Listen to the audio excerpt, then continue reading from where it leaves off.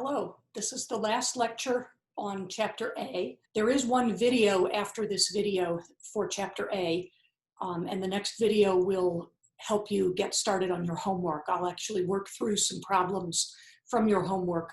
But today I'm going to be talking to you about the sixths and sevenths, the last intervals that we'll cover in Chapter A.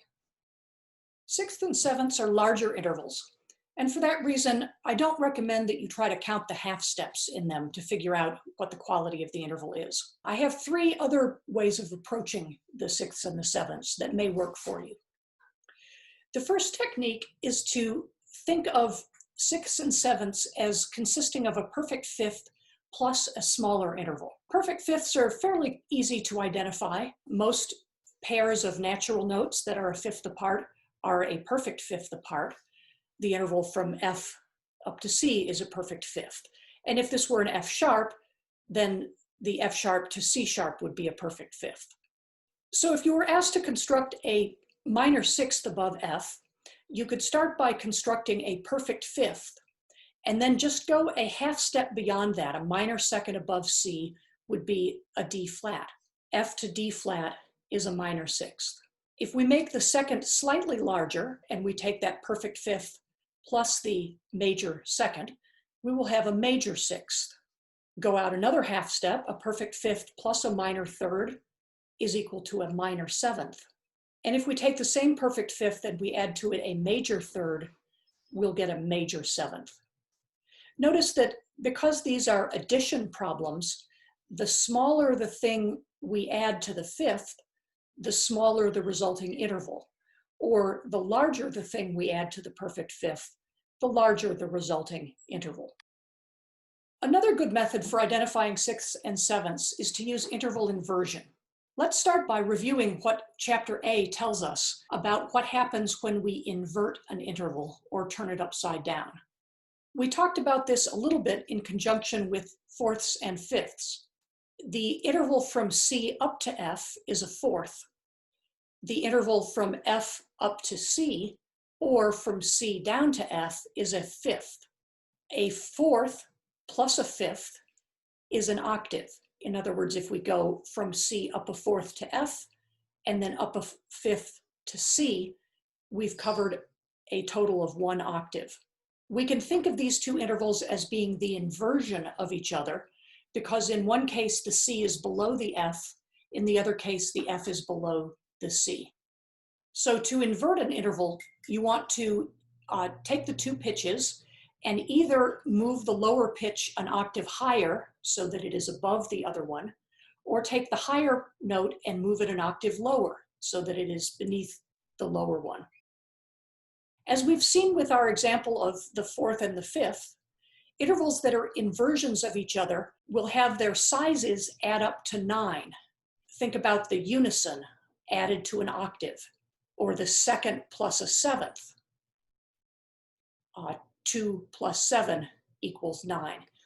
This is a little awkward because these are intervals that add up to an octave, but again, because of the way that we count intervals, the number part of the interval, rather than adding up to 8, will add up to 9.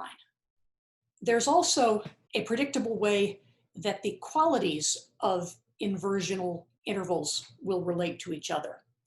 Perfect intervals invert into other perfect intervals. Majors invert into minors and the other way around. And augmented intervals invert into diminished intervals and the other way around.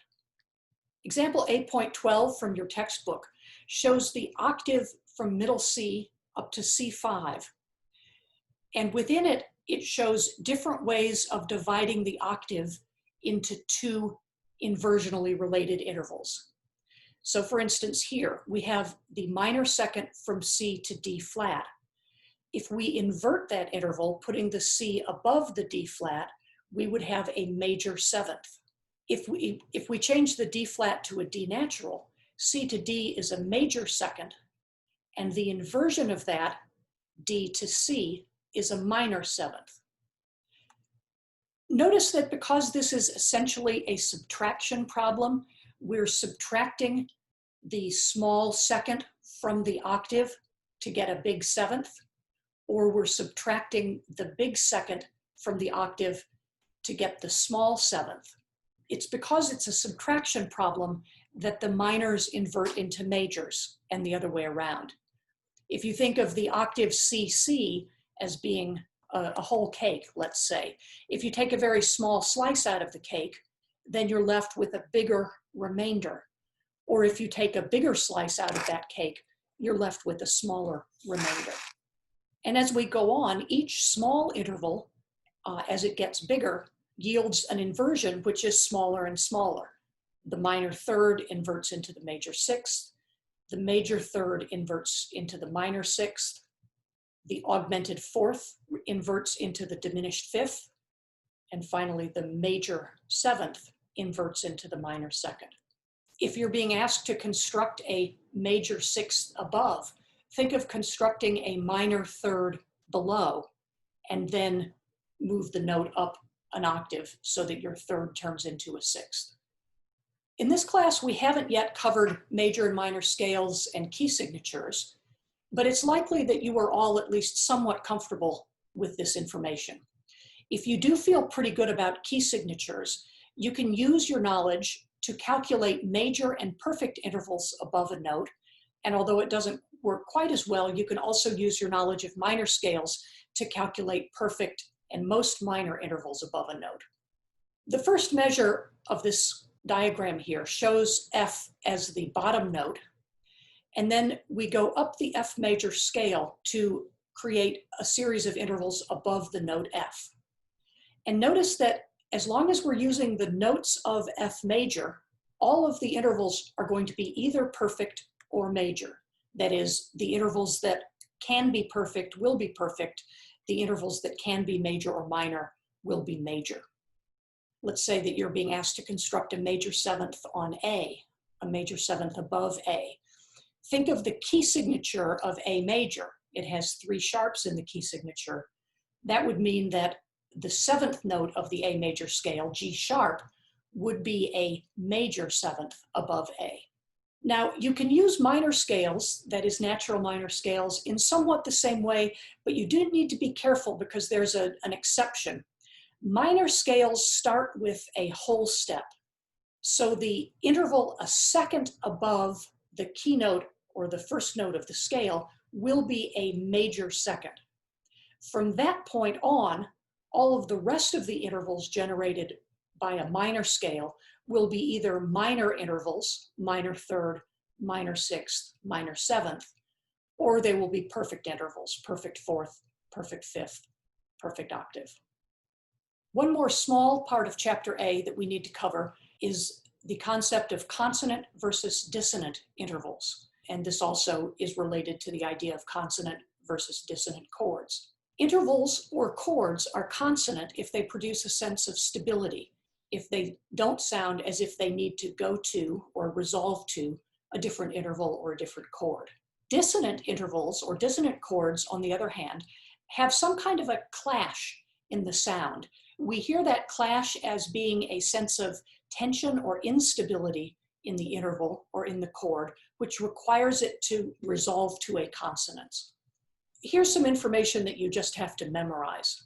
The consonant intervals are the perfect unison, perfect octave, and perfect fifth, and their compounds, so the perfect 12th, the perfect 15th.